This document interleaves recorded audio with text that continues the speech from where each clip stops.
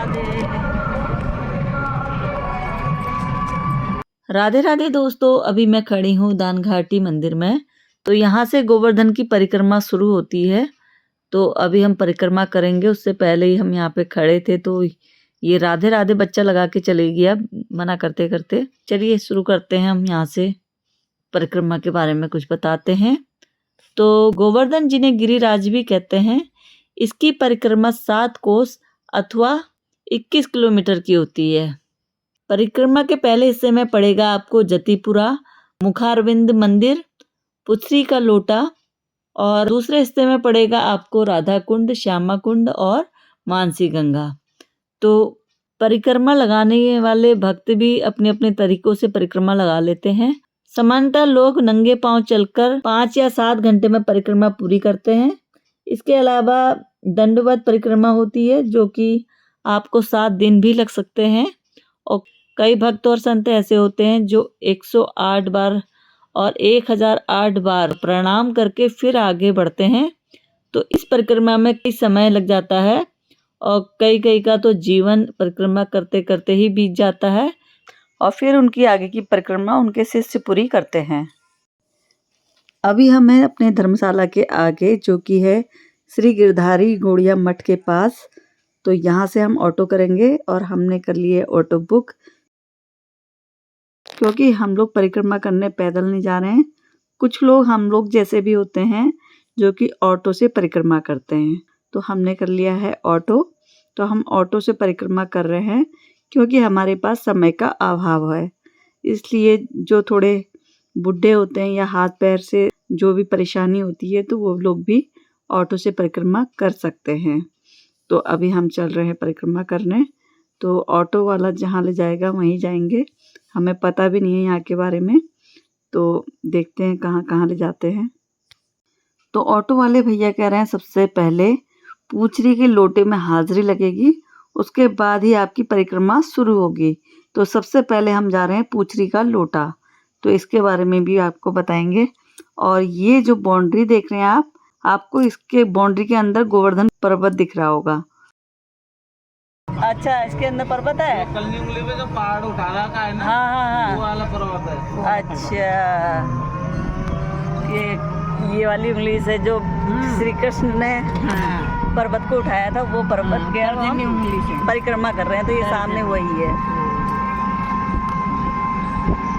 राधे दोस्तों, आज हम जा रहे हैं गोवर्धन की परिक्रमा करने। तो सुबह के बज रहे हैं 6:30। तो आज ये देखिए यहाँ पे से अब परिक्रमा स्टार्ट हो गई है और ये सामने आपको जो पहाड़ जैसा नज़र आ रहा है, पेड़ आ गए, सरकार ने बाउंड्री कर दी है।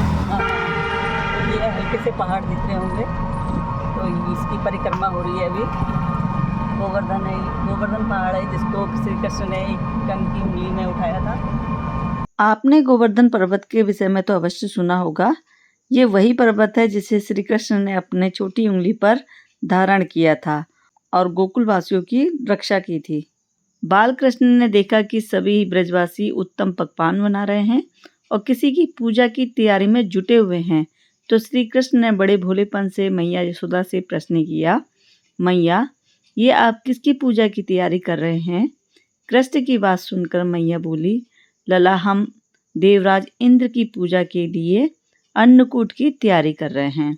मैया के ऐसे कहने पर श्री कृष्ण बोले, मैया हम इंद्र की पूजा क्यों करते हैं? तो मैया ने कहा, वह हमें वर्षा देते हैं जिससे अन्न की उपज होती है, जिससे हमारी गाय को चारा मिलता है और हमें अन्न मिलता है।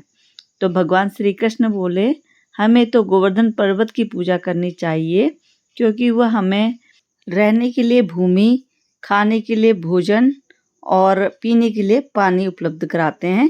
इसलिए हमें गोवर्धन की पूजा करनी चाहिए, इंद्र का यज्ञ नहीं करना चाहिए। सभी गोकुलवासियों को श्री कृष्ण की बातें समझ में आ गई। उन्होंने इंद्र की पूजा छोड़कर गोवर्धन की पूजा की तैयारी करने लग गए। ये सुनकर इंद्र भगवान क्रोधित हो गए और उन्होंने गोकुल में 7 दिन तक लगातार बारिश कराई, जिससे सभी गांववासी इधर उधर भागने लग गए और जानवर भी परेशान हो गए। तब श्री कृष्ण जी के पास जाते हैं और कहते हैं, आपने पूजा से मना करा, इसलिए इंद्रदेव ने ऐसा किया है। तो कृष्ण भगवान कहते हैं कि इसकी समस्या का भी हल मैं ही निकालूंगा। तो श्री कृष्ण भगवान गोवर्धन को अपने बाएं हाथ की छोटी उंगली में उठा लेते हैं और सभी गोकुलवासियों को उस पर्वत के नीचे बुला लेते हैं, जिससे सभी गोकुलवासियों की रक्षा होती है। और तब से वहाँ पर गोवर्धन की पूजा होती है और जो भी गोवर्धन की परिक्रमा करते हैं उनके सभी के मनोरथ पूर्ण होते हैं। पूछली का लोटा ना से हाजिरी लगती है आपकी। पूतने पूछली का लोटा। और अब आ चुका है पूछरी का लोटा। यहाँ से परिक्रमा स्टार्ट होती है पूछरी के लोटे से। तो अभी पूछरी के लोटे मंदिर में खड़े हैं हम लोग। पूछरी का लोटा भगवान श्री कृष्ण के मित्र हैं और इनकी भी एक कहानी वो भी आपको सुना देती हूँ। तो भगवान श्री कृष्ण नाग द्वारा गए थे, तब अपने मित्र को यहाँ पर बैठा दिया था कि जो भी भक्तगण मेरे दंडवत परिक्रमा करने आए, आप उनके यहाँ पर बैठकर हाजिरी लगाना और मैं कल परसों लौटकर आ जाऊँगा। जब तक मैं लौटूंगा नहीं तब तक आपको भूख प्यास नहीं लगेगी। ये वरदान देकर मैं जा रहा हूँ। कल परसों से बरसों बीत गए, तब से ये हाजिरी लगा रहे हैं और जो भी भक्तगण यहाँ पर आता है उनका सीधा भाव वो ठाकुर जी को पहुँचाते हैं। पूछरी का लोटा मंदिर राजस्थान के भरतपुर ज़िले में है और ये हम राजस्थान के एरिया में चल रहे हैं। और जो सामने आप गेट देख रहे हैं वो यूपी का गेट है और अब हम यूपी के अंदर प्रवेश कर रहे हैं और सभी भक्तगण परिक्रमा कर रहे हैं। तो कुछ आप इस तरह देख रहे हैं कि दंडवत परिक्रमा कर रहे हैं। ऐसी बहुत सारी परिक्रमा आपको देखने को मिलेगी रास्ते भर। तो ये पैदल यात्रा कर रहे हैं, हम लोग ऑटो से कर रहे हैं और कुछ लोग ऐसे पत्थर गिन गिन के यानी प्रणाम वाला भी कर रहे थे, आपने आगे देखा होगा। तो इस तरह लेडीज़ें भी लेट लेट के जा रही थी, दंडवत प्रणाम करते हुए लेडीज़ें भी कर रही थी। तो ये सारा एरिया अब यूपी का स्टार्ट हो गया है। यहाँ देख सकते हैं कि आप लेडीज़ भी दंडवत प्रणाम करते हुए परिक्रमा कर रही हैं। और अब हम पहुँच चुके हैं जतीपुरा। तो ऑटो वाले ने हमें उतार दिया है और हम पैदल पैदल गलियों से होते हुए मंदिर तक पहुँचेंगे। तो इस गली में आपको लस्सी पीने को बहुत मिलेगी। अगर आप जतीपुरा में पहुँचते हैं तो लस्सी का आनंद ज़रूर लीजिए। और यहाँ पर जो गोवर्धन पहाड़ है वही असली गोवर्धन पहाड़ है। इसी जगह पे श्री कृष्ण ने गोवर्धन पहाड़ अपनी कन की उंगली में उठाया था, इसलिए यहाँ पे ये पूजनीय है। और यहाँ पर इनको दूध चढ़ाया जाता है, दही चढ़ाया जाता है। तो अभी हम भी लेते हैं और फिर आगे बढ़ते हैं दर्शन के लिए। और कहा जाता है कि यहीं पर कवि सूरदास जी कीर्तन किया करते थे। और सामने ही आपको दर्शन होते हैं गिरिराज मुखारविंद मंदिर के। यह मुखारविंद एक गोवर्धन शिला है। इसको श्रृंगार स्थली के नाम से भी जाना जाता है और गिरिराज गोवर्धन के मुखारविंद के रूप से भी जाना जाता है। तो हमने भी दर्शन कर चुके हैं और अब हम निकल रहे हैं बाहर की ओर।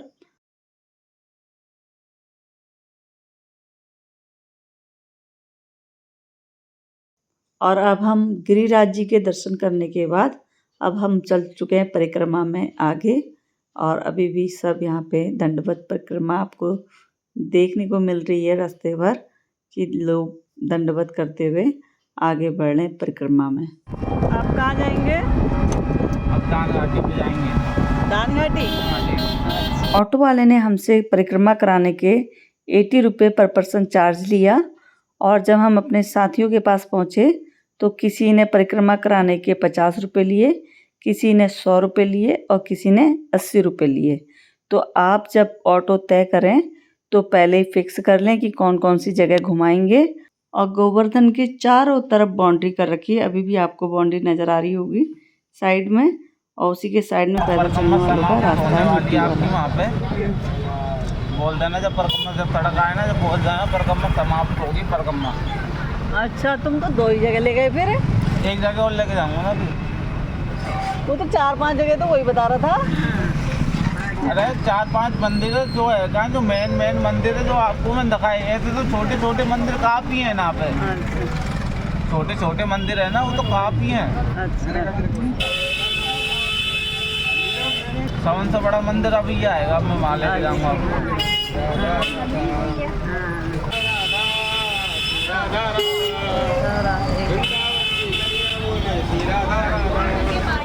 जो मंदिर आएगा ना जी, ये सामने है? हाँ, ये सबसे बड़ा मंदिर है। अच्छा गोवर्धन मंदिर है सबसे बड़ा। अच्छा, तो यहीं समाप्त होती है? हाँ जी। अच्छा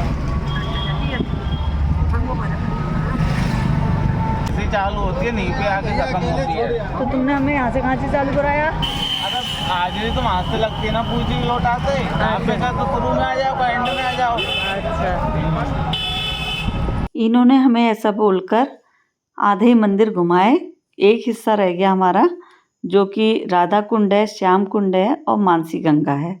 जब हम अपने साथियों से मिलते हैं तो वो बताते हैं कि ये कुंड भी देखना ज़रूरी होता है। तो इन्होंने हमें आधा ही परिक्रमा कराई। तो इस तरह से आप भी सतर्क हो जाना जब पुचरीगढ़ लोटा, जतीपुरा वाला मंदिर और राधा कुंड, श्याम कुंड और मानसी गंगा, ये सभी स्थानों में आपको घुमाएं। अब हम जा रहे हैं आपको मंदिर, मेन मंदिर के दर्शन कराने, क्योंकि यहीं से मैंने पहले बता रखा है, यहीं से आपकी परिक्रमा शुरू होती है और यहीं पर एंड होता है। तो इसी मंदिर से परिक्रमा शुरू होगी, इसी मंदिर में परिक्रमा की एंड होगी। और अब हमने भी मंदिर में चढ़ाने के लिए पेड़े, दूध और फूल ले लिए हैं और चलते हैं मंदिर के अंदर और फिर कराते हैं आपको दर्शन। यह है दानघाटी मंदिर।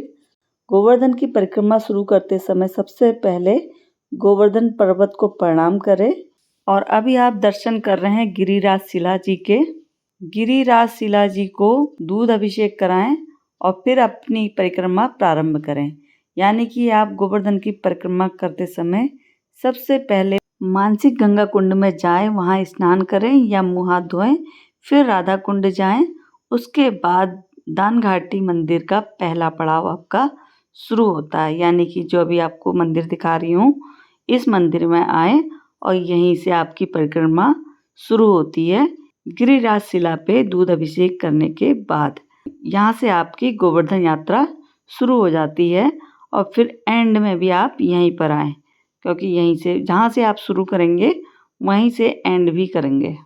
ब्रजमंडल में गोवर्धन की महिमा अपार है। इसकी परिक्रमा लगाने से मनोरथ सफल होते हैं। इसी के साथ अब हमारी परिक्रमा भी समाप्त हुई और इसी के साथ राधे राधे, और फिर मिलते हैं किसी नेक्स्ट ब्लॉग में।